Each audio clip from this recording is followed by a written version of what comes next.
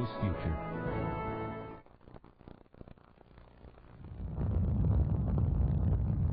Goodness, my friends, the month of May is nearly gone, but we do have time for another Sci-Fi Friday night.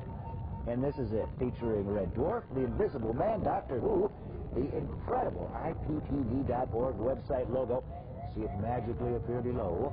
And two close personal friends of mine, your host, Mike Frisbee, and J.F. Horkheimer, Jack, or as he prefers, Mr. Horkheimer, sir. Now, Jack refuses to go gently into that dark night. He goes exuberantly, as we now witness on Stargazer and Iowa Public Television.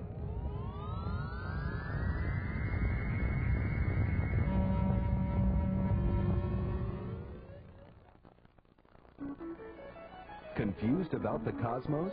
Can't tell a planet from a star? Then give us just 5 minutes, and we'll show you what they are. Jack Horkheimer, Stargazer, director of the Miami Space Transit Planetarium, tells you all about the night sky and the biggest show of all, the universe.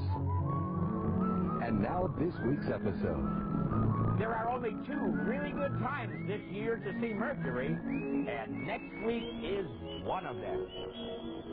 Greetings, greetings, fellow stargazers, and yes, indeed, there are only 2 really good times this year to see the tiny, elusive first planet out from the sun, Mercury. And next week is one of them. Let me show you. Okay, we've got our sky set up facing west-northwest about an hour after sunset next week, Saturday night, June 3rd. And if you have a clear, flat, unobstructed horizon, you will see a beautiful crescent moon. And just a mere 3 degrees above it, a bright pinkish-looking star-like object, which is tiny 3,000-mile-wide Mercury. But don't let that pink color fool you, because Mercury really isn't pink at all. It only looks pink because it never gets very high above the horizon. Thus, we always see it through the thick, dusty, and dirty lower layers of atmosphere that hug the horizon. So Mercury gets colored by our atmosphere the same way the moon does when it's close to the horizon. And with Mercury, that color is usually pink, which is rather inappropriate for a planet which we now know is made almost entirely of iron. In fact, I like to call Mercury the pink iron planet. Now, after you've spotted Mercury using the moon as a finder on the 3rd, you will notice that during the next few days, it will remain roughly the same height above the horizon. But after the 10th, you'll be astonished to see how rapidly Mercury rushes back toward the horizon, so that by the 3rd week of June, it will be almost impossible to find, because it will become lost in the sun's glare. And then you'll have to wait until the 2nd and 3rd weeks of November to see it really well again, when it will appear just before sunrise.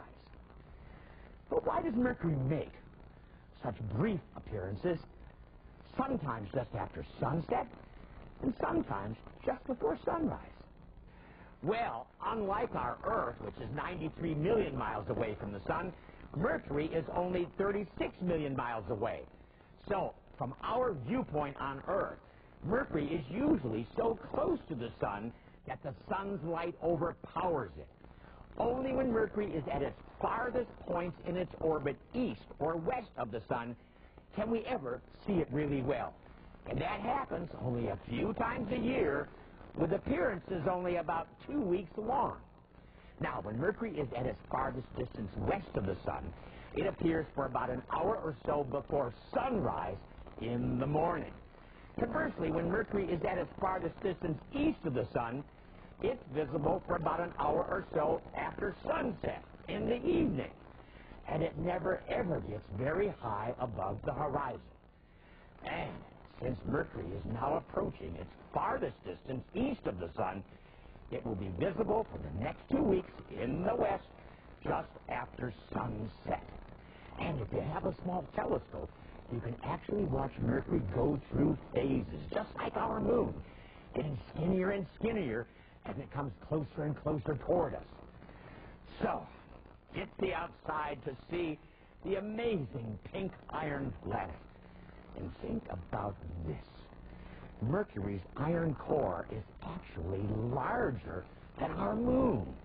And at Earth's current iron production rate, it would take 700 billion years to mine all the iron in Mercury, which is never going to happen because Mercury and Earth are only going to be around for 5 billion years.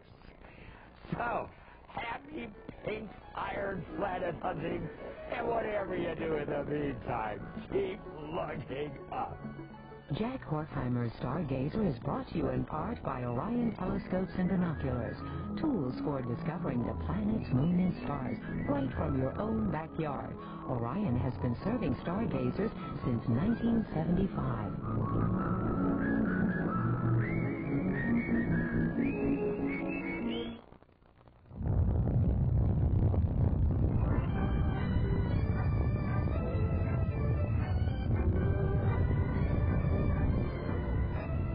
Red Dwarf shouldn't work, but it does.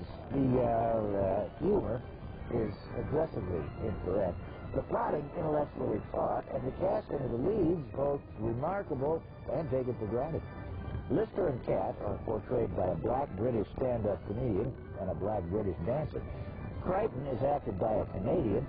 Holly has been represented as male and female, and rumors of crack. No matter, they're all in the same boat as we continue their reintegration back into the ring.